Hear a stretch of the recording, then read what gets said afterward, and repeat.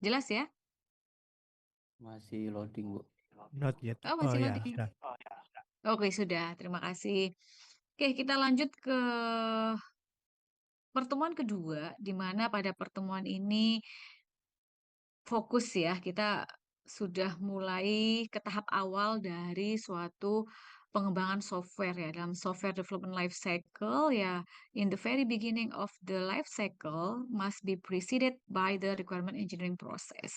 That is why we have to understand, we have to gain deeper regarding the objective, everything about requirement engineering. Yeah, not only the process itself, but also the stakeholder involved in the process and the type of requirement itself and the framework. Yeah, about requirement engineering. This is REBOK, yeah, requirement engineering body of knowledge. And the last part of this meeting is about the context and system boundary. Nah, teman-teman, ini pasti suatu hal yang kadang orang menganggap sepele terhadap requirement. Ya, yang penting bikin ya. Di sini kita tidak akan menerapkan konsep agile ya, karena mungkin ya di dalam gathering requirement di dalam konsep agile ya itu iterasinya lebih tinggi. Kalau di sini saya hanya menyampaikan bahwasanya konsep dari requirement engineering secara umum seperti ini. Dan pasti bisa kita katakan namanya fase awal untuk mendapatkan persamaan persepsi itu juga sifatnya iteratif. Jangan khawatir, di fase awalnya pasti sifatnya iteratif. Nggak bisa awal kita ini ya dapat insight ya dari customer, maka sudah langsung bisa membayangkan gambaran softwarenya. Secara umum tidak seperti itu, ya. Secara best practice juga tidak seperti itu. Dan pada umumnya, kalau kita mengharapkan ya requirement secara fix ya in the first phase ya to obtain the specific requirement, sometime ya ya, it's mostly difficult. Why? Ya, karena kita melibatkan customer yang maybe ya, they cannot express what are they needs ya. Maybe they only can express their wants ya. Aku mau. Nah, kalau aku mau itu gampang. Saya pingin itu gampang. Rather than saya butuh. Nah, seperti itu. Jadi memang sering kita katakan, we have to differentiate between the needs and wants ya. Kenapa sih teman-teman perlu pakai tab misalnya, perlu pakai iPad, perlu pakai laptop yang Mac dan seterusnya? Is it truly your needs or is it only just your wants ya? Kita harus bisa mendefinisikan karena ya paling gampang mengatakan pokoknya ya the most thing that I want is, nah biasanya begitu. Padahal kalau kita berbicara requirement is needs, ya. Jadi kalau kita bicara requirement, itu merefleksikan needs bukan wants. Nah, untuk mendapatkan secara dalam apa yang dibutuhkan oleh customer lah kan, apa yang dibutuhkan ya bukan apa yang diinginkan, itu cukup kompleks. Jadi seperti ya benang kusut seperti benang kusut yang kadang mereka bahkan menggunakan istilah yang mereka pahami sendiri. Mungkin ketika teman-teman mengembangkan sebuah software ya, software tertentu ya di bidang aviation, di bidang military, di bidang healthcare ya, sometimes ya, the customer use the specific term ya in that field. Ya, sometimes ya seringnya gitu ya. Kita nggak paham sehingga kita harus menginformasikan kembali, mengkonfirmasi. Jadi kadang hal biasa, kadang kita aja kalau ada tamu gitu ya, atau ada kunjungan dari instansi lain, ya kita biasa menggunakan istilah-istilah di bidang kita. Gitu. Kita lupa bahwa tamu kita ini nggak paham, ya. They don't know everything about our internal organization. That is why we must use the general term. Ya, jangan yang specific term. Specific term mungkin customer tamu kita nggak paham atau customer nggak bisa mengatakan spesifik term kepada kita sebagai developer ya. Jadi kita harus mengkonfirmasi maksudnya apa gitu atau eh, makna itu apa. Seringkali lah, apalagi itu bidang yang mungkin tidak kita tekuni atau kita tidak familiar ya. Sehingga ya seringnya istilahnya itu yang mereka sampaikan nggak konsisten, ya mungkin nggak lengkap gitu, nggak komprehensif dengan apa yang kita bayangkan. Nah, makanya kalau kita berbicara requirement berarti kita paling gampang ya, paling gampang tanya aja layanan apa yang mereka harapkan. It is about system services and maybe about the constraint. Ya, jadi nggak apa-apa. Paling gampang itu Anda ini ya, Anda collect what the services ya, what the services that you want. Ya, nggak apa-apa. Memang pertama mulanya dari want dulu dan is it your task ya to generalize, to derive their wants to be the needs ya, to be the specific requirements, whether it is functional requirement or non-functional requirement. Jadi paling gampang apa constraint-nya? Jadi constraint itu berarti yang batasan ya, yang membatasi apa yang tidak mereka harapkan. Jadi supaya mengurai benang kusut tadi menjadi lebih eh, jelas ya, lebih bukan makin kusut ya, tapi lebih runut seperti itu. Oke, itu hanya intro saja. Namanya dikatakan RE itu adalah fase yang kritis dalam pengembangan software. Jadi kita nggak bisa mengindahkan fase ini. Nggak ada dalam pengembangan sistem apapun, sekalipun itu agile, pasti first thing first is about getting the data, getting the information. Berarti we talk about requirement process seperti itu. Jadi secara umum di dalam requirement engineering proses itu melibatkan fase ya, mungkin elicitation ini nggak runut nggak apa-apa ya, jadi elicitation ya, terus mungkin specification ya, elicitation specification ya, atau mungkin boleh Anda katakan analyzing ya, baru setelah itu manajemen ya, di manage ya, requirementnya di manage, validation dulu teman-teman. Jadi habis elicitation, kemudian teman-teman specification, baru setelah dispesifikan, maka divalidasi. Baru yang terakhir adalah manajemen. Mengapa manajemen di fase akhir? Karena eh, software itu nggak boleh obsolete. Ya, software itu harus long lasting. Software itu harus umurnya panjang.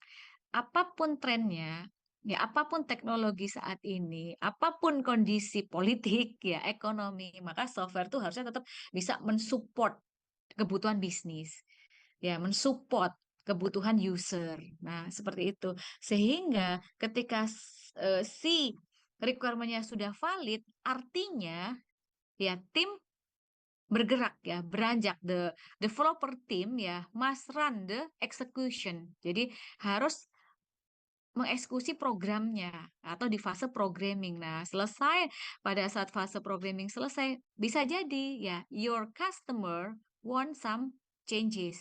Ya, it's okay gitu. Kenapa? Karena changes itu kadang ya didrive oleh apa? Kondisi politik saat ini, kondisi sosial, apalagi kebijakan terbaru dari pemerintah. Jadi makanya ada fase manajemen. Jadi sekalipun sistem itu jalan, tapi ternyata ada perubahan. Yes, you have to accommodate the changes from the customer. Karena yaitu di drive oleh banyak faktor, politik, faktor ya dan lain sebagainya. Oke, jadi eh, intinya ini penting kawan-kawan. Jadi di dalam mata kuliah ini ya, ketika ini mata kuliah berjudul dan pengembangan dan apa? PPS itu apa singkatannya? Penerapan sistem, Bu. Penerapan sistem. Pengembangan dan Penerapan sistem, Bu. oke, penerapan ya, implementation ya. Berarti fase awal sebelum dikembangkan ini dulu. Jadi mungkin nanti beberapa pekan selanjutnya kita fokus kepada pengembangannya. Ya, sekarang masih di fase paling awal ya, first thing first-nya yaitu requirement engineering process. Oke, pengembangan dan penerapan ya. Oke, terima kasih. Dan ini adalah sebentar. Ini adalah tujuan ya. Jadi teman-teman di fase awal in this phase ya, you have to pretend to be a system analyst ya. Jadi mungkin di depannya lagi berperannya sebagai business analyst ya. Jadi ya bisa sebagai bisnis analis, tapi di sini concernnya karena kita sudah berbicara requirement means this is software requirement ya pada dasarnya. Maka kita fokus kepada peran sebagai seorang sistem analis ya. Maka tugas Anda ini sudah hal yang umum ya. Ini secara teori kayak gitu memang nggak apa-apa ya saya sampaikan karena ini wajib untuk diingatkan kembali supaya tidak seperti gambar yang di kanan ya. Miss perception ya, miss ya communication ya. Memang betul antara yang disampaikan oleh eh ini ya mungkin oleh PM, oleh supervisor ya. Jadi diyakinkan lagi ya atau oleh tim dev ya, oleh developer tim. Jadi memang betul kan ya teman-teman, kita memang hanya bisa menghapus ketika sudah login kan, nggak bisa menghapus kalau nggak login ya. Posting apapun ya namanya saya kalau mau menghapus ya mau mengedit ya login terlebih dahulu. Tapi endingnya apa yang terjadi ya? You cannot create a new post ya while login ya. You may only delete them. Jadi ya karena multi apa misperception aja. Jadi sebenarnya ya benar sih gitu. Jadi hanya boleh menghapus posting ketika login. Padahal saya mau ngepost ya, mau melakukan posting. Nah, seperti itulah program apa problem issues ya tentang language. Nah, seringnya kayak gitu teman-teman. Jadi yang eh, faktor krusial dan bukan faktor ya Pak ya, masalah ya, masalah yang paling sering muncul ya. The main issues ya in the requirement engineering ya must be about language. Jadi how we interpret ya the languages or the statement ya, the statement from the user clearly. Nah, itu yang perlu dikonfirmasi. Makanya teman-teman harus paham banget needs-nya mereka. Tidak apa-apa diawali dari wants ya to be converted ini menjadi needs gitu. Wants ya convert to be needs seperti itu. Terus pasti seperti saya katakan teman-teman harus mendefinisikan fungsionalitasnya tapi jangan lupa it is not only about feature ya but also the attribute of software quality itself ya. Itu disebut sebagai non functional requirement. Constraint-nya jelas ya. Dan yang terpenting, apalagi kalau teman-teman sudah mau pakai pendekatan Scrum, maka prioritisasi itu yang utama. Karena teman-teman sebagai product owner ya, person ya, who will define the backlog item, maka dia harus mendefinisikan prioritas ya. They have to develop the priority ya for its backlog item. Which one will be in the first sprint, the second sprint, and so on. Jadi memang ini tidak mudah teman-teman. Berdasarkan apa? Bisa intuitif. Yes, why? Because system analyst ya must be an expert atau the experience one sehingga mereka pasti punya intuisi oh ini prioritas pertama dan seterusnya dan ketika teman-teman membuat maka harus juga concern kepada desain karena nanti desain dan pengembangan, desain dan codingnya itu memang orang lain kan ya. The other people ya who will design and develop the software. That is why ya supaya they truly understand ya everything about the requirement maka tugasnya seorang sistem analis salah satunya adalah mendokumentasikan. Nah, sebenarnya seperti itu. Mensupport desain dan pengembangan itu adalah mereka menerjemahkan bahasa user ke dalam dokumen. Sehingga dokumen itu penting. Apapun. Nggak cuma karena sekarang agile bu must be less documentation ya it is we don't need abundance of dokumen tapi tetap kan dokumentasi itu penting karena itu menjadi proof nanti ya, menjadi sebuah bukti bahwa itu memang needs-nya mereka yang sudah verified. Oke, dan juga harus mengatur ya, mengelola setiap perubahan, mana yang bisa di accept ataupun di reject, mana yang bisa dieksekusi in the near future ya, atau we can delay ya in some time kayak gitu. Nah, itu berbicara tentang managing changes ya. Oke, terus kemudian untuk meyakinkan, jadi supaya requirement itu valid, maka Anda harus membuat traceability dokumen. Ya, Anda buat traceability matrix nah, di sini. Oke, Ini tujuannya dan ini makanya sering saya katakan ya, requirement sih nggak selalu seperti kayak kita ini ya petik apel gitu, enggak sebenarnya kita harus digging deeper ya, mining deeper untuk mendapatkan sebenarnya requirement apa yang mereka butuhkan. Makanya ini menjadi suatu tantangan bagi teman-teman pelaku startup ya, karena kita nggak bisa bangun startup kalau kita teman-teman benar-benar nggak bisa mendapatkan ini nih diamondnya apa sih sebenarnya voice of customer yang mereka inginkan. Harus benar-benar paham. Nah, kenapa kalau di bidang industri ya atau manufaktur, misalnya produk, gampang aja ya. Suatu industri seperti Daikin ya. Daikin itu kan merek AC yang cukup bagus ya. Jadi enggak, mungkin kadang di rumah kita nggak selalu pasang Daikin ya. Biasanya yang pasang adalah eh, kantor-kantor ya. Meskipun katanya handal, tapi kenyataannya di saya juga rusak sih ya dibandingkan dengan yang merek yang lokal. Ternyata oh juga ya seperti itu ya. Jadi biasanya Daikin ini mereka sangat confidence ya. Jadi manufaktur Daikin di Asia Tenggara itu adanya di Malaysia kawan-kawan. Jadi adanya di Malaysia. Jadi pada saat kami eh, ada pertemuan ini ya, apa namanya, yang researcher ya among Southeast countries ya di Malaysia, jadi dikemas dalam kegiatan MUT Management of Trainee yang disupport oleh UNCITNET Jepang ya.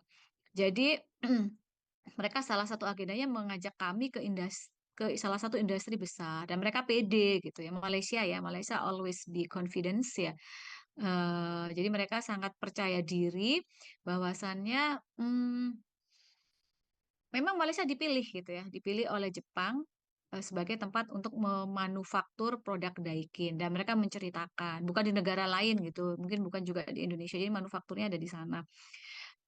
Mereka sangat concern buat total quality management, menceritakan prosesnya seperti ini. Bahkan untuk membuat sukses produk ya dari air conditioning, ya air conditioner itu, they always develop the research market. Jadi pasti. Sehingga riset market itu nggak hanya di satu country di Malaysia saja, tidak. Ya, ini apa ya?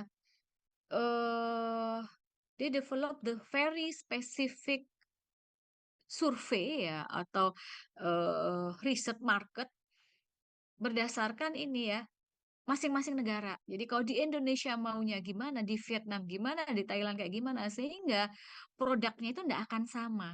Ya nggak akan sama antar satu negara. Itu yang membuat mereka mengatakan jadi tetap gitu seperti di Indonesia kebutuhannya kayak gini kita bisa mensuplai berapapun yang mereka mau dan kami menjamin the quality ya inevitable gitu, misalnya nggak diragukan juga gitu. Jadi seperti itu undoubtful ya. Nah, jadi kalau kita memang melakukan digging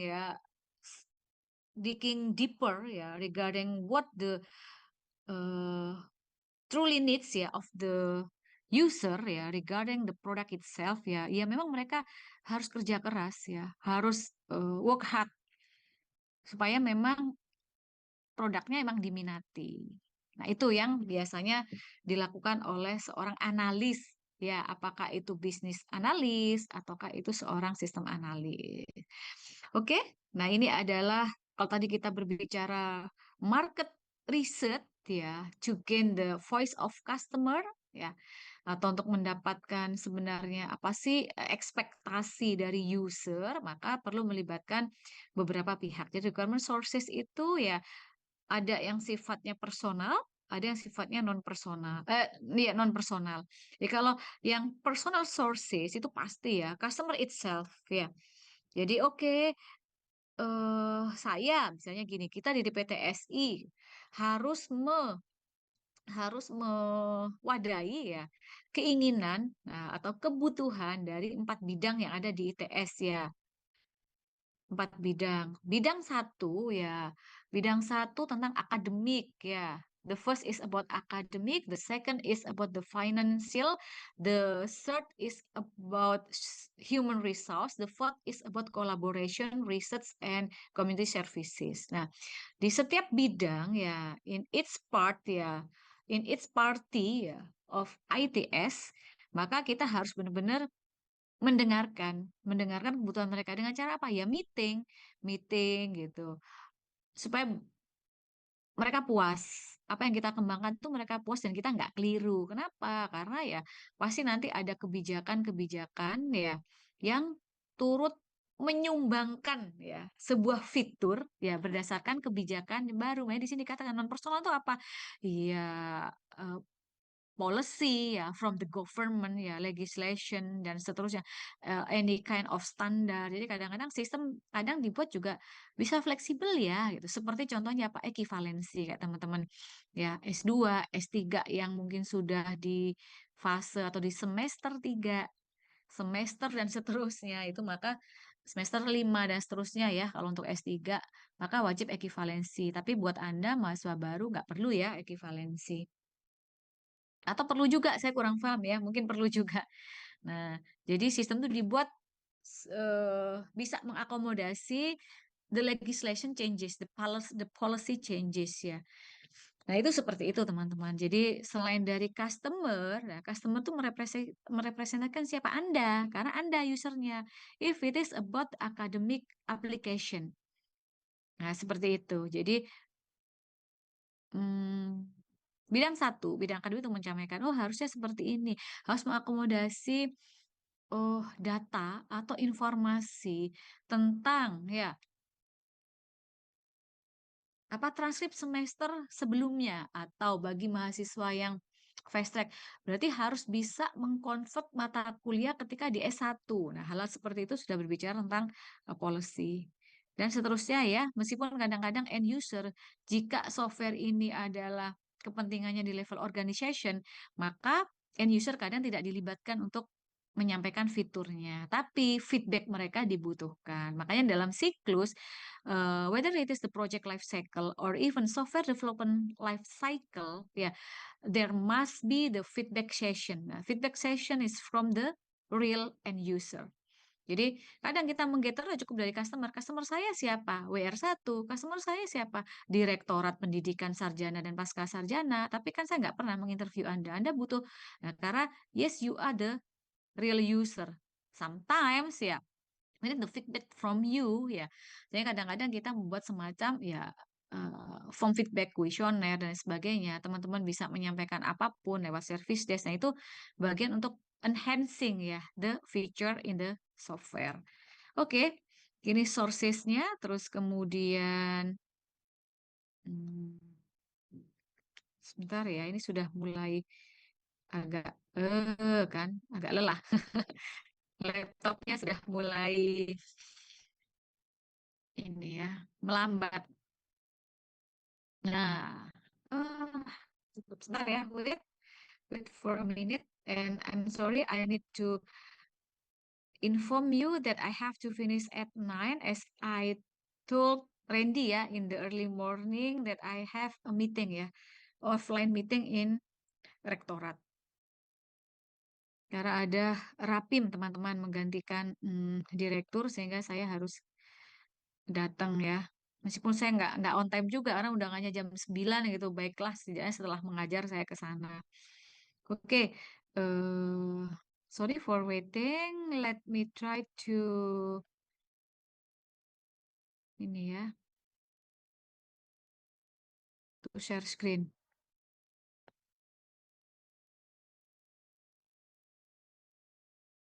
If you have any question, don't hesitate ya to ask ya. While waiting, the PowerPoint is open. Yeah, it's still loading.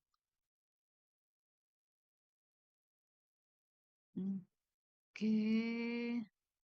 Ini soalnya karena ada video, sorry sorry, karena memang kayaknya setelahnya ini ada video. Oke, let me share to you.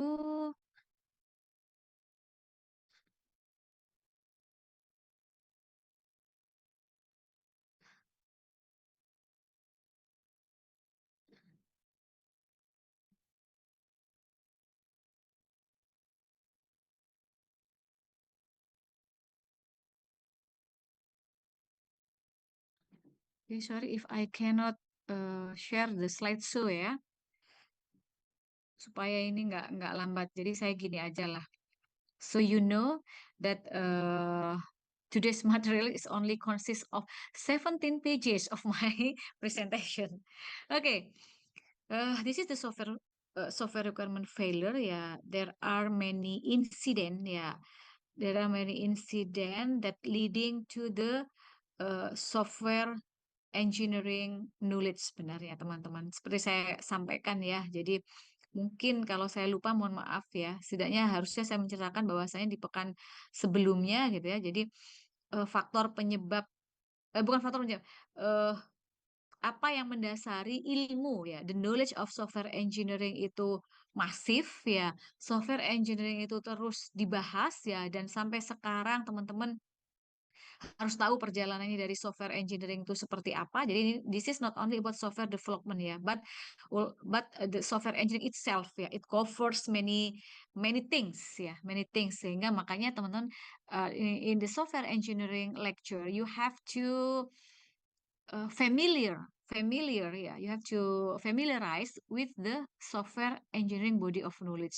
Jadi karena apa? Karena ada banyak insiden yang bahkan mematikan ya, karena operasi ya, pengoperasian sebuah software. Nah, sebenarnya ada banyak faktor. Ini nanti bisa you can check the video ya, after the lecture. And I move to the next slide regarding the REBOK. Yeah, REBOK means Requirement Engineering Body of Knowledge. In the right side, yeah, actually this is the SWEBOK, but you know the version is already old, yeah, 2004 version. And in the software engineering, yeah, we have to focus on, yeah, minimum 5 processes, yeah, from the software requirement itself, yeah, software design, and the last is software maintenance. But for the software requirement itself, yeah, there is uh, apa ya, knowledge itself, ya, ada pengetahuan sendiri ya, ada konteks sendiri terkait software requirement. Nah, lihat kalau Anda lihat tentang framework Reebok ini cukup besar kan ya. Jadi software requirement ini ya, ya software requirement saja ya. Software requirement saja consists of maybe 1, 2, 3, 4, 5, 6, 7 ya. There are 7 processes ya. Mulai dari fundamentalnya ya. Terus kemudian, oh mungkin kalau prosesnya mulainya sih dari sini ya, dari elicitation, analisis ya, specification, validation, and consideration. Ya, consideration ini sebenarnya requirement management ya, karena di sini sudah disebutkan juga this is about change management. Jadi, untuk merekayasa kebutuhan, untuk menspesifikkan kebutuhan menjadi suatu fitur ya, to translate the user requirement to be many features ya. Nah, ini sebenarnya we need more processes, many processes ya. Jadi untuk meyakinkan, menjamin bahwa nantinya software yang dikembangkan itu benar-benar ini ya, meets ya with your expectation, with the user expectation. Sehingga membahas requirement engine itu cukup banyak ya. Makanya kalau di S1 mata kuliahnya sendiri, atau kalau di S2 ada mata kuliah khusus ya untuk membahas requirement engineering. Nah, inilah teman-teman kalau kita berbicara sebuah framework dari software requirement ya, body of knowledge-nya dari requirement engineering itu cukup banyak. Jadi nggak cuma sekedar, ayo we just create ya the questionnaire and then we share the questionnaire to the user ya, to gather the information, to gather the expectation from the user. Nggak bisa. We cannot do that ya. Jadi ada banyak teknik yang mungkin nanti kita akan bahas juga untuk menggather kebutuhan ya. Umumnya gitu. Biasanya bagi pelaku startup memang mungkin dia sebar kuesioner ya untuk benar-benar mengerucutkan ya, to get the specific uh, requirement ya, from the user perspective. Nah, tapi kalau nggak agile biasanya ya, kalau antar organisasi, kalau di dalam organisasi itu sendiri ya, tapi ada lintas divisi, maka kita biasanya meeting gitu ya, brainstorming, atau bahkan kalau ini adalah project yang berdampak cukup besar ya, maka kita juga kadang fokus fokus grup group discussion. Seperti apa? Nah, kami pernah melakukan requirement gathering ya melalui FGD, focus group discussion itu adalah untuk aplikasi kayak teman-teman ini apa namanya written test ya to enter the university, public university. Itu benar-benar kita FGD, kita melibatkan para pimpinan ya, the leader in each university ya, kemudian IT manager ya in each university. Nah, sehingga kita benar-benar bisa mengumpulkan mereka melalui FGD atau bahkan JAD ya. JAD kayak workshop ya. JAD itu kayak workshop. Jadi apa sih pada satu momen kita benar-benar simulasi dan lain sebagainya. Kita langsung uji coba biasanya ya. Atau simulasi tadi bisa disebut sebagai simulation. Jadi sehingga kita dapat ya. Kita dapat sebenarnya masukan dari para decision maker. Ya, kenapa? Karena yang diundang memang para leader ya, leader di university yang memang they have responsibility ya regarding the written test for ini ya, for entering the public university. Karena kita kan sifatnya nasional ya, menasional. Ujiannya secara nasional. This is something unique ya in Indonesia rather than other countries because maybe this not maybe like in USA, like in UK, like in other countries ya. When student want to enter ya the targeted university ya, they must apply in the university kan ya. They prepare the portfolio, they prepare for the interview, they prepare for anything. Not like in Indonesia. In Indonesia, to enter the public university, the best university like ITS ya, one best of university in Indonesia, ya kita akan bertarung gitu ya. Kita akan bertarung with student all over country, all over region ya in Indonesia. So we have to compete ya in national level. Jadi menariknya itu sehingga mungkin teman-teman akan berbangga ketika keterima di PTN. Kalau zaman dulu itu namanya muncul ya, zaman saya itu muncul di newspaper ya. The student ya accepted in public university itu biasanya announce in the newspaper. Jadi zamannya kan beda ya. Jadi pagi itu bahkan subuh itu harus pergi. Kalau yang desa harus pergi nyari penjual koran. Kan dulu juga nggak banyak ya minimarket like Alfamart, Alfamidi, ya Indomaret ya. We don't have minimarket at that time. Jadi harus berburu atau we listen ya in the radio. Jadi kita mendengarkan radio dipanggil disebut namanya satu persatu. Seperti itu mulai dini hari. Kalau radio mulai dini hari. Jadi itu adalah ujian zaman dulu. Nah, kalau sekarang ya, maka ya seperti yang saya ceritakan tadi, written testnya itu sudah computer based ya, dan itu kita mengumpulkan para decision maker in each university. Jadi the top leadernya ya. Biasanya vice rector in academic field ya, IT manager, and then maybe head of study program. Nah, seperti itu dikumpulkan mereka pinginnya kayak gimana, harapannya seperti apa. Nah, itu teman-teman. Jadi menarik sebenarnya tekniknya banyak ya, nggak cuma sekedar survei, interview, workshop, FGD. Jadi sebenarnya ada banyak macamnya termasuk riset market research, sorry, including the market research. Ya, to gain the voice of customer. Okay, this is the current trend, ya. Software in AI era, we have some generative AI tools, ya. We must ini ya, we must care, maksudnya juga bukan care ya, dalam artian kita harus open mind, open our eyes ya, open our mind, open our eyes that technology ya, teknologi seperti ini ya, the technology has the positive side and also the negative side, sama seperti era generative AI ya, tools ya, created to help people kan harusnya. Nah, seperti itulah prinsipnya. Jadi to help people for what? Ya, Kadang supaya kita kerjanya cepet, supaya kita bisa mengasah ide lebih tajam. Nah, ini sih kan innovation ya, versatile ya. Terus bahkan bisa personalization itu bisa kita dapatkan dari generative AI. Tapi eh, we have to be aware of ya tentang cons-nya juga, cons of generative AI. Kadang-kadang kita lupa ya dengan ethical concern. Nah, ini perlu saya sampaikan ya, kita tidak menolak ya penggunaan AI ya. Meskipun kadang-kadang sampai ada ya teman-teman tuh yang sampai menolak AI itu enggak layak, ya AI itu enggak boleh dan lain sebagainya. Tapi our government ya, Indonesian government through the Education Ministry ya, we launch ya the manual book ya of Gen AI ya usage. Jadi the manual book regarding the generative AI ya for student in higher education. Jadi sudah ada. Jadi ini nggak akan menyimpang gitu.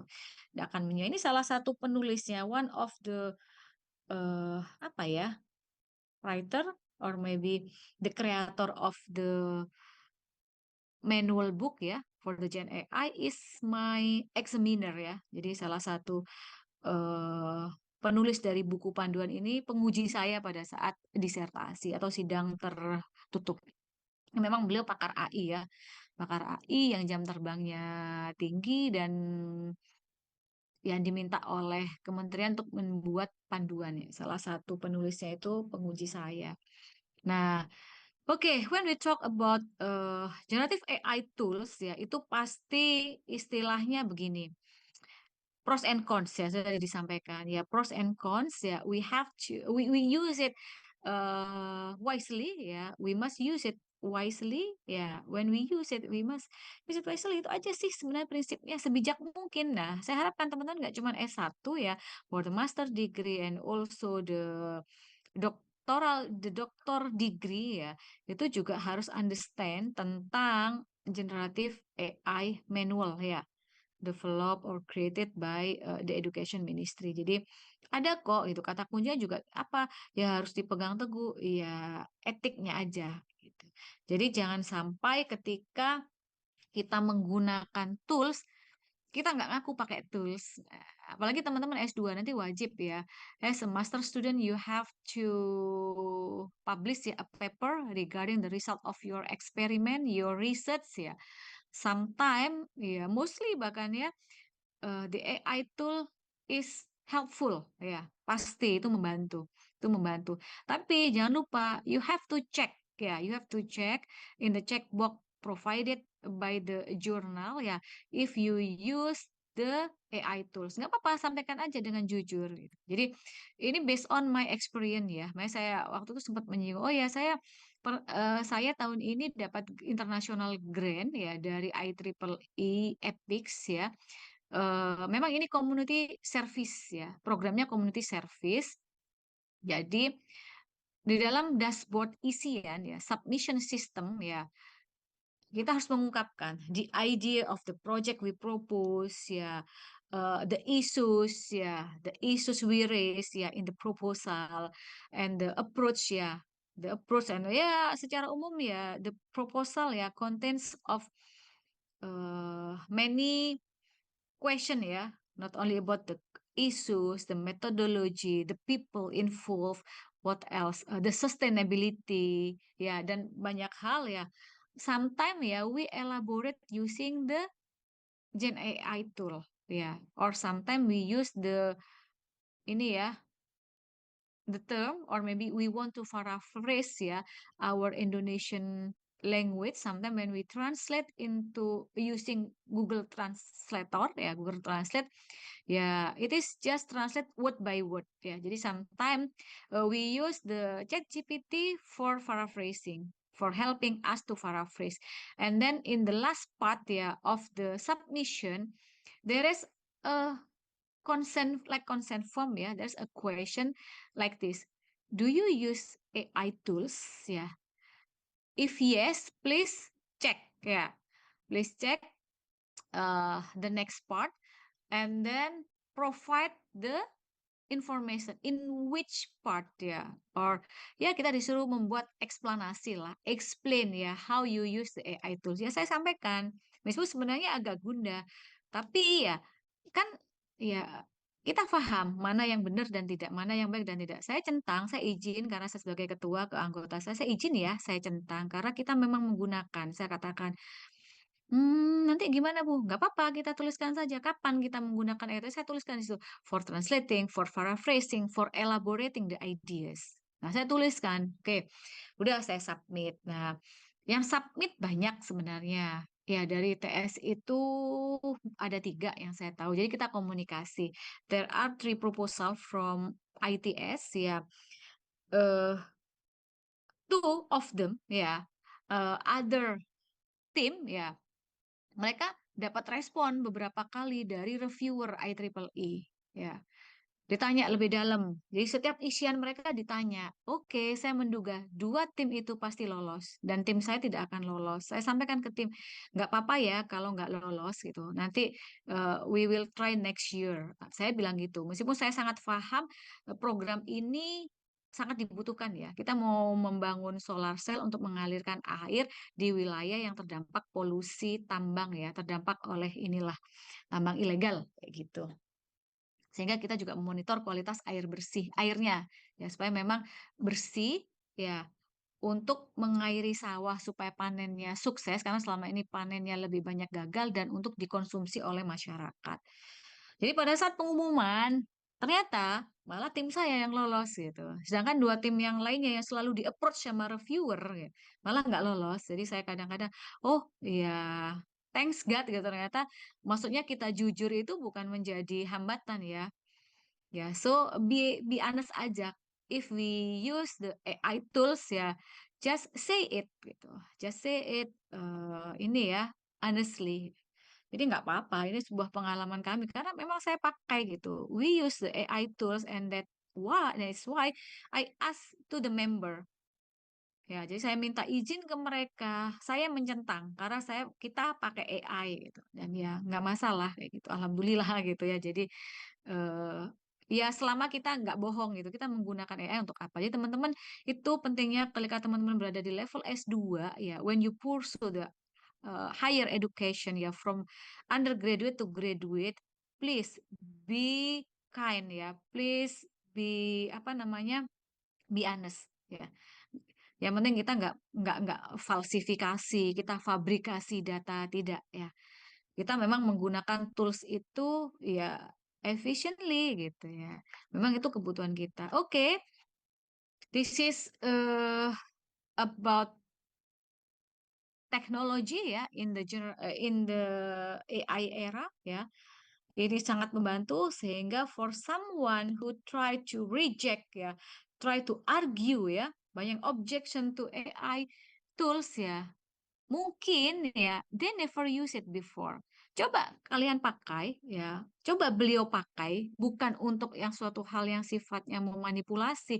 Just ask everything in the AI tool. Sampai saya tuh sampai mengatakan, Bapak coba. Jadi saya waktu itu menuliskan ya kondisi. Yang penting kan intronya jelas ya. Apalagi sekarang knowledge base-nya AI itu semakin kaya. Makanya kalau Anda ingin dapat secara benar, Anda harus bayar. Karena bagi mereka untuk mendevelop knowledge itu susah. Ya, jadi eh, prinsip dari bagus enggaknya AI tools itu ya, ya the quality of AI tools ya depends on the knowledge base ya they create. Jadi sebenarnya itu aja. Kalau knowledge base-nya jadi semakin mahal atau semakin bagus, semakin mahal karena mereka merangkum knowledge-nya dengan sangat bagus. Jadi mungkin teman-teman dulu dulu ada yang namanya Cak Seno ya di portal ITS. Seno, 10 November. Jadi ada chatbot atau ada asisten AI assistant the portal ya di pojok kanan bawah. Kayaknya sekarang udah jadi Senopati ya. Senopati adanya di website ITS ya. But in the portal actually ya sebenarnya sudah uh, for 2 years ya we have Cak Seno. Ya, Cak Seno is ini ya, asisten ya, AI assistant in the portal ITS. Jadi Anda mau tanya tentang admission, Anda mau tanya tentang scholarship, Anda mau tanya regarding apa, if you want to ask regarding the IT support in ITS, Cak Seno will provide you the answer. Ya, tapi nggak bagus. Kenapa? Karena knowledge feedingnya poor. Ya, kenapa? Karena segala aplikasi yang ada di portal ITS itu terdiri dari 4 bidang, bisa saya katakan ya. Academic field, financial field, human resource field. Human resource fields uh, is only used by lecturer and also the staff ya.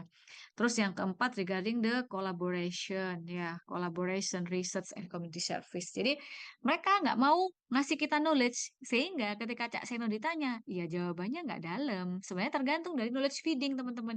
Jadi AI tools ya yang bagus itu adalah ketika dapat feeding knowledge yang banyak ya.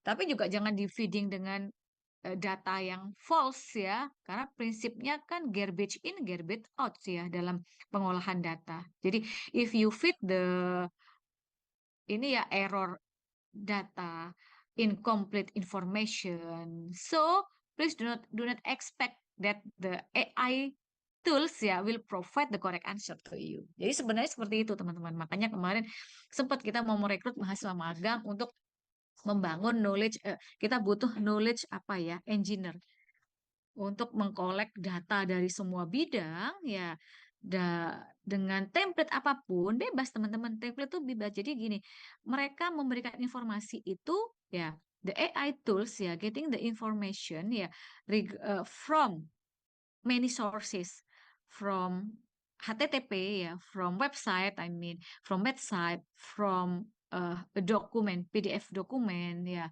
Terus dari mana lagi ya, banyak. Jadi beberapa tautan-tautan yang membicarakan ITS, maka kita desain knowledge-nya. Jadi di belakang layar, jadi saya juga jadi tahu, oh begitu ya mendesain knowledge itu. Jadi kayak teman-teman kalau belajar database ya, database management ya, you try to ini ya, combine, not only combine, you try to make a relationship between ya one entity to others ya kan, one entity to other entity ya, seperti itu. Jadi kita gabungkan. Jadi kita bikin skenario-nya. Kita mendesain, oh kalau orang bertanya ini mungkin ke sini. Ya, ini mungkin ke sini nih, kalau nggak ketemu nggak bisa menggambarkan ya. Dari A ke B, B itu bercabang ke C dan D and so on. Jadi itu kalau desain. Jadi kalau knowledge engineer-nya pinter ya dan mengumpulkan knowledge dan knowledge feeding-nya sudah tersedia komplit ya, berarti AI tools-nya itu bagus. Nah, teman-teman bisa menilai sendiri bagusan mana, Meta, ya, ChatGPT, which one is uh, the best ya, in your opinion, which apa, whether it is Meta AI, ChatGPT, saya tuh nggak biasa bilang Gemini gitu ya, Gemini, Copilot, DeepSeek, and so on. Ya, jadi seperti itu di belakang itu. Jadi kalau kita berbicara ranahnya software engineering, banyak teman-teman. Jadi nggak hanya berbicara BA, SA, programmer, and then quality assurance, ya tester. Jadi sebenarnya ada banyak. Salah satunya ada knowledge engineer ya, yang kita hire untuk memperkuat ChatGPT ini, chatbot. Ya, kita punya, tapi sekarang adanya di website ITS ya, namanya Senopati. Oke, kemudian ini, nah, coba saya minta tolong disebutkan ya satu persatu. Ini kan era sekarang ya. Mungkin yang kita ketahui cuman ini, tapi ada banyak loh ya. Please tell us ya what technologies ya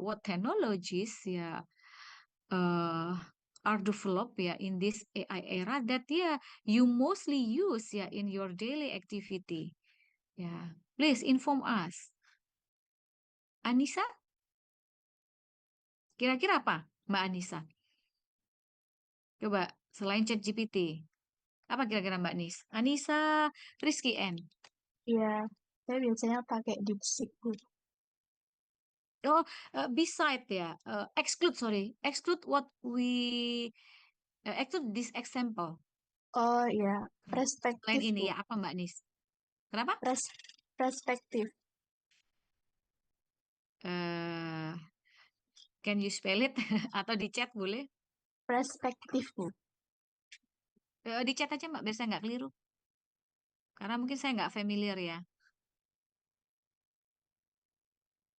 Not only generative AI tools ya, everything, the technology in now this era ya. Ya, kita bisa mengatakan kan sekarang eranya AI gitu. Apa Mbak bisa dituliskan Mbak di grup, di chat, sorry.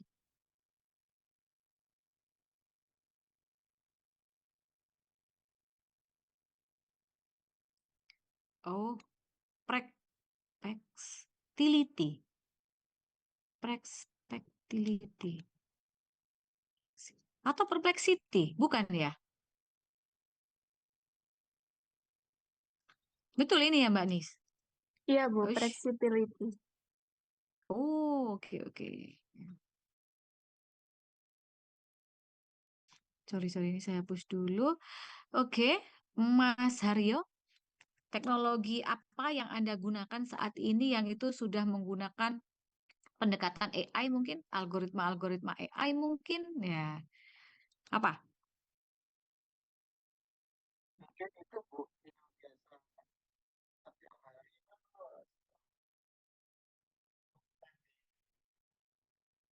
Recommender system gitu ya.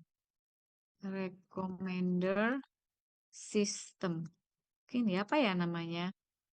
In sosmed platform ya.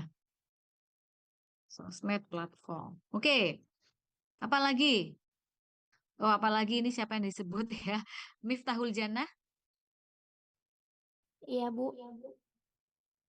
Mm-mm. Kira-kira apa lagi, Mbak? The Grammarly, Bu. Innovation Technology. Oke, good. Grammarly. Oke, Mas Ahnaf,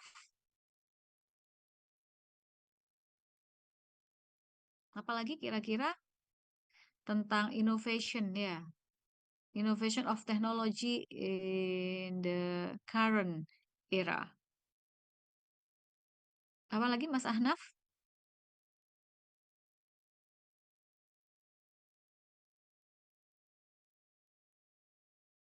Halo, Mas Ahnaf? Ada kok dia ya, kayaknya paling awal datangnya.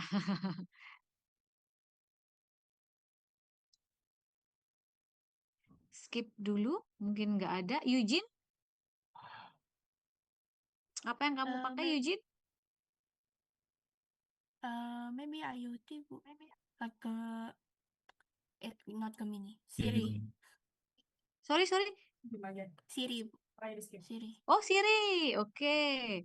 Siri ya, Ah, for ini ya. pakai apa ya Bu? Siri. Siri udah gini aja ya. AI.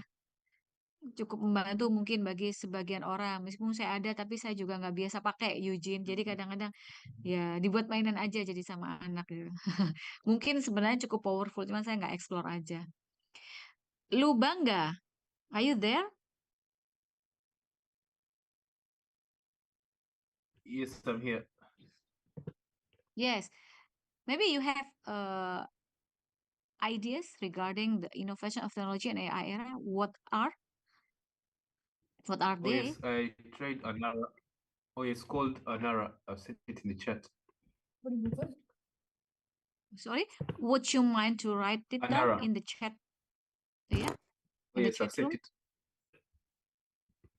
Oh yes, I've sent it in the chat room. Perplexity. Okay, Anara. Oh, tell us what is Anara, Lubanga? It just helps for research, getting similar papers according to the field of research. So it will just help you get research papers that are similar. Ah, let me check. Yeah, let me check. What is Anara actually? Because we are not familiar. I don't know. Maybe for Indonesian student, do you already know about Anara?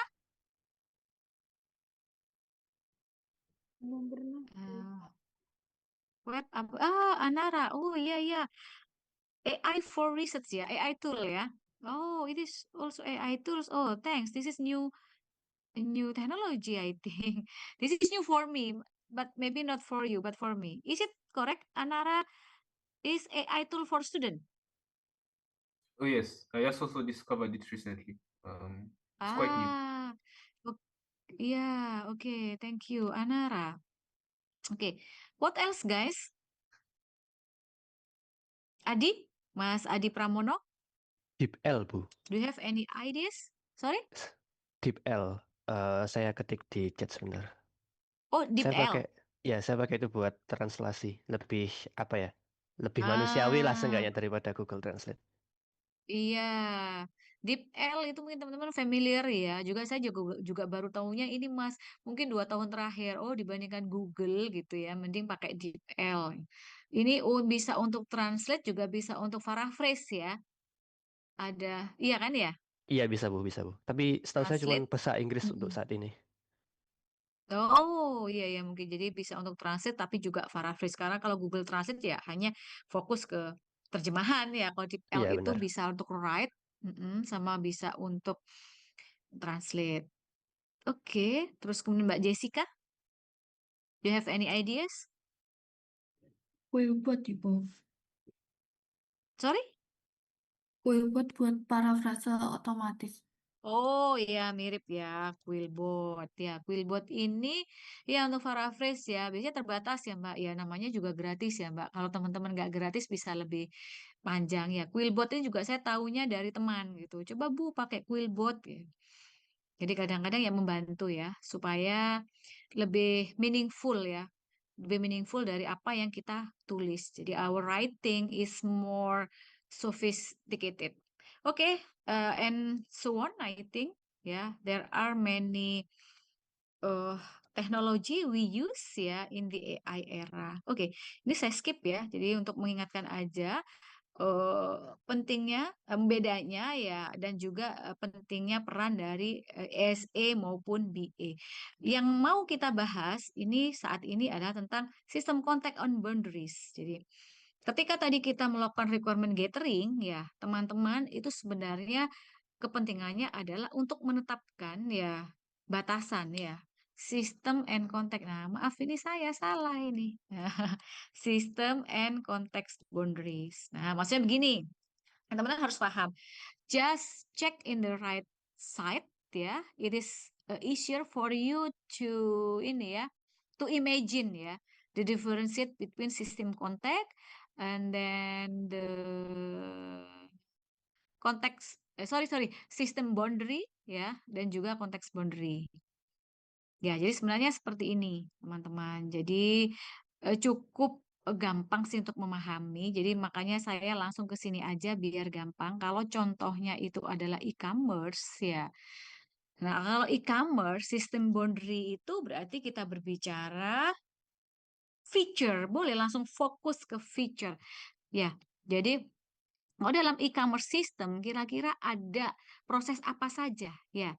Proses mulai dari katalog misalnya ya. Oh mungkin sebelum katalog ada lagi di awalnya ya, registrasi user. Nah, itu berarti boundary-nya. Ya, itu boundary-nya.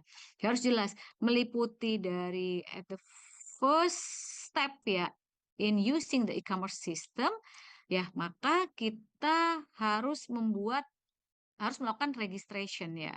Jadi harus ada registration sistemnya, ya ada product manajemennya ya. Ini kalau product management ini macam-macam ya. Ini bisa product management berarti bisa yang dimaksud adalah katalog ya, katalog. Terus kemudian ini product management. Nah, ini bisa dua sebenarnya teman-teman. Ada katalog dan juga bisa warehouse. Ya, warehouse juga bisa di sini. Terus kemudian payment. Ya, teman-teman kalau membeli sesuatu sudah melihat katalog, ya you already insert the item in the trolley ya, dalam keranjang, maka otomatis you have to finish your transaction. Ya, you have to finish, you have to nih ya, jump to the payment process. Jadi harus supaya produk Anda, the product we want ya will be delivered to us by ini completing the payment transaction seperti itu. Jadi prosesnya dan ada supply management. Jadi ini berbicara tentang SCM ya, supply chain manajemennya SCM. Nah, seperti itu. Ada banyak ya, and so on. Jadi ini namanya sistem boundary. Sistem boundary namanya sistem itu pasti ada di dalam kotak, teman-teman. Ya, di dalam kotak itu berarti menjadi concern Anda. Yes, you as a software developer. Anda harus concern. Tapi ingat, di dalam sistem boundary ya, setiap proses itu bisa jadi melibatkan eksternal proses. Ya, itu disebut sebagai konteks boundary. Seperti ya misalnya kalau pembayaran, nah pembayaran itu kan berarti si e-commerce ya will collaborate ya with external parties ya. Entah itu pembayaran lewat PayPal, pembayaran lewat kartu kredit atau Visa. Oh, ini apa ya? Ini apakah ketutup? Oh iya ya. Nah, ya Visa ya. Visa for ya. Visa ya, ketika kita menggunakan credit card ya, mungkin PayPal kita jarang yang menggunakan atau mungkin bisa teman-teman tinggal transfer ya, transfer. All you will pay using the third party. Such as you pay in the supermarket or minimarket ya. Mungkin ke Indomaret, Alfamart, Alfamidi bisa seperti itu. Berarti kita melibatkan external parties, itu namanya konteks boundary. Jadi setiap proses di dalam sistem boundary teman-teman harus memikirkan. Makanya SE itu nggak mudah. Kita butuh API apa? Ya, kita butuh API apa ya? Ya, application programming karena kita mau mengakses sistem di luar sistem yang kita bangun. Nah, seperti itu teman-teman, seperti service email provider dan seterusnya. Sama ketika teman-teman membicarakan tentang delivery ya, ketika teman melakukan payment pasti kan juga ditanya pakai jasa apa, ekspedisi apa.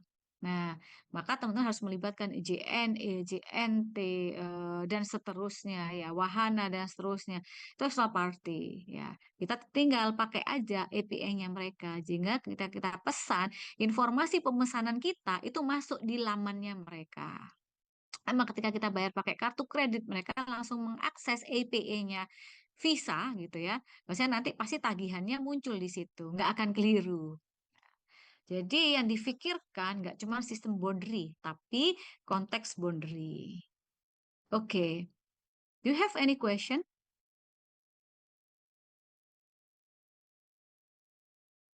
Nggak ada, nggak ada ya. Jika nggak ada, nah ini adalah tugas teman-teman. Ya, for next week ya, this is the to-do list. Setiap mahasiswa ini individual ya, individual task ya.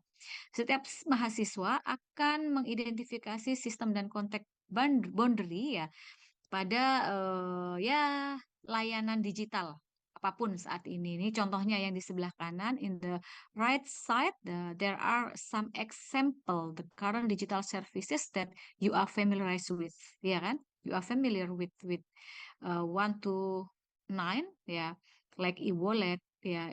Most of Indonesian people using Kris ya.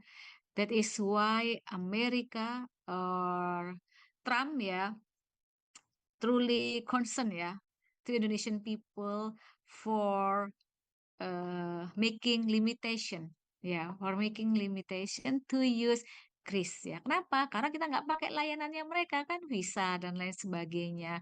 They are afraid of Indonesian regarding the payment process ya. Ini menguntungkan siapa? Kris Indonesia ya.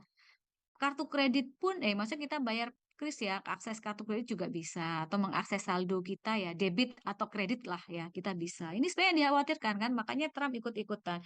Indonesia harus batasi pakai kris. Kenapa? Visanya nggak laku, teman-teman. Jadi kita harusnya bersyukur. This is our ini ya, our pride lah ya. This is Indonesian product. Kris is making our life easier ya in Indonesia. So you don't need prepare the cash ya, using Kris ya, it is flexible ya. Bahkan di toko-toko kecil, in the small market ya, in the small seller ya, mereka sudah menyediakan Kris dengan biaya nol kan ya, with no more payment ya. Beda kan kalau Anda pakai layanan kartu kredit. Ini makanya ini menarik sekali ya. Ini bolehlah gitu kita menunjukkan ketahanan ekonomi kita ya bagus juga, ketahanan teknologi ya, teknologi siklis ini teknologi yang menopang keberlangsungan ekonomi di Indonesia ya. GoPay, Shopee, Pay ya, and so on. Ini macam-macam ya. Which one is bahkan etc. You may explain ya other digital services ya that uh, that are you use ya that are used ya for your daily life ya. Digital banking ya sama ini ya. Jadi sebenarnya digital banking ini teman-teman di Indonesia ya pasti banyak yang menggunakan Jenius, Bank, BCA Digital. Jadi it is easier. Jadi mulai dari making account ya, you don't need to come to the office ya. You just need your mobile phone ya to make a registration, to process everything ya, and to validate, and then you use it ya every day, every time. Yeah, it is easier. And then this is very common ya. Nosen and Lubangga in Indonesia we have ride demand services like Gojek, Grab, apalagi ya teman-teman? Banyak ya. In drive atau drive in ya? InDrive, Bu. InDrive. Ya, in drive ya. E-commerce ya. E-commerce atau social commerce boleh. Kalau dulu memang sih ini jadi gabungan ya saya. Kenapa muncul social commerce ya? Karena mulanya e-commerce, terus ada era social media, maka sekarang semakin booming, semakin super ya yang namanya social commerce. Banyak orang diuntungkan. Anda mudah, orang lain yang jualan juga mudah, sehingga mudah mendapatkan benefit yang lebih besar. Baik itu tangible maupun non tangible ya. Both intangible, tangible maupun yang intangible. Oke, streaming services ya, like Netflix, video, Spotify. I think ya most of you ya already installed the like Spotify or maybe Netflix in your computer, in your laptop. Kemudian ada digital education platform ya, Coursera, Duolingo, and so on. Telemedicine ya, we have Halodoc in Indonesia, Halo Dokter, and so on. And also government technology ya, we have application like Satu Sehat. Satu Sehat itu adalah aplikasi integrated application for monitoring ini ya apa ya istilahnya, health status mungkin ya salah satunya. Jadi aplikasi Satu Sehat ini at the first time develop ini ya in the pandemic era ya, to control the vaksin ya. Jadi each person ya, all citizen in Indonesia ya, they have already took the twice dose, third dose, one dose of vaccine in the pandemic era. We can monitor using Satu Sehat. Oke, and then we have tax reporting online. Mungkin bagi teman-teman yang sudah punya usaha gitu ya, biasanya teman-teman akan mengurus NPWP yang harus dilaporkan. Maka setiap tahunnya using the DJP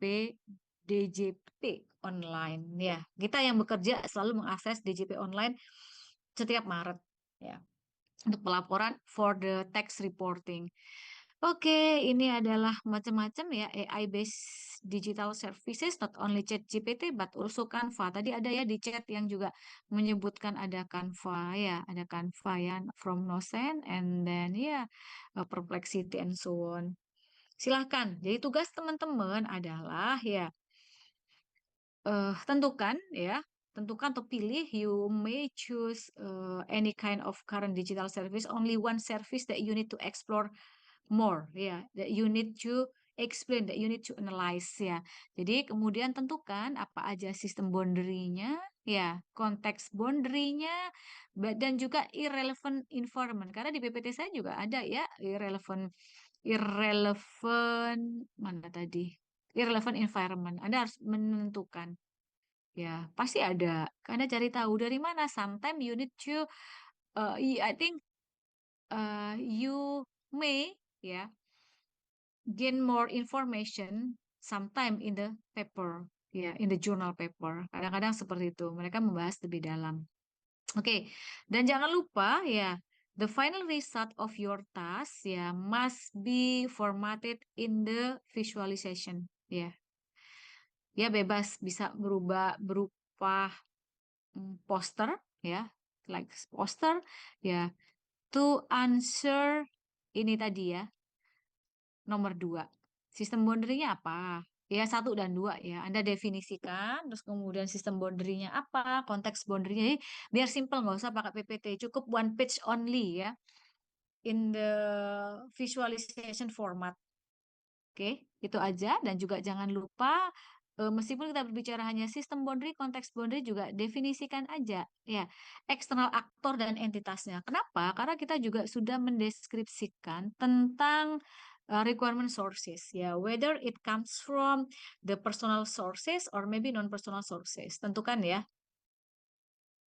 Terus kemudian seperti itu. Dan bagus kalau teman-teman bisa membuat flow interaksinya ya. Harusnya begitu ya, sama seperti ini. This is the simple one. Maybe you can capture a more complex one. Okay, that's all. Do you have any question before I close the session? Silahkan. Maybe you can raise hand or... Oke, nanti pasti saya upload di Classroom ya. End of this week ya, saya akan mengeksekusi semua Classroom. Ya, Classroom pengajaran saya. Oke. Itu Mau tanya Bu, ada lagi? Ya, silakan Mas Adi. eh, untuk deadline-nya ini berarti minggu depan ya Bu ya? Sama kira-kira pengumpulannya nanti kemana ya Bu ya? Classroom. Oh di Mulanya Classroom juga juga? melalui Classroom. Oh, Ya, oke. Classroom Oke. ya. Nanti saya tuliskan juga apa namanya rubriknya, rubrik penilaiannya. Baik, terima kasih Bu. Oke, sama-sama. Dalam format apa? Nanti in the PDF format. Cukup one page only ya. Oke, kalau tidak ada saya tutup. Oke, terima kasih ya atas pertemuannya meskipun tadi agak terlambat ya karena mungkin informasinya kita belum ada grup. Jadi saya minta tolong setelah ini mohon berdiskusi ya, berdiskusi untuk menentukan kelompok. Randy, apakah butuh Zoom ini? Jadi saya leave, kamu saya jadikan co-host. Mungkin nanti dibuat grup dulu aja Bu, minta tolong di-share sama Pak Robin.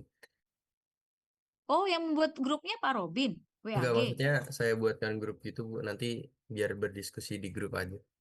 Oh, oke ya. Because I need the class leader.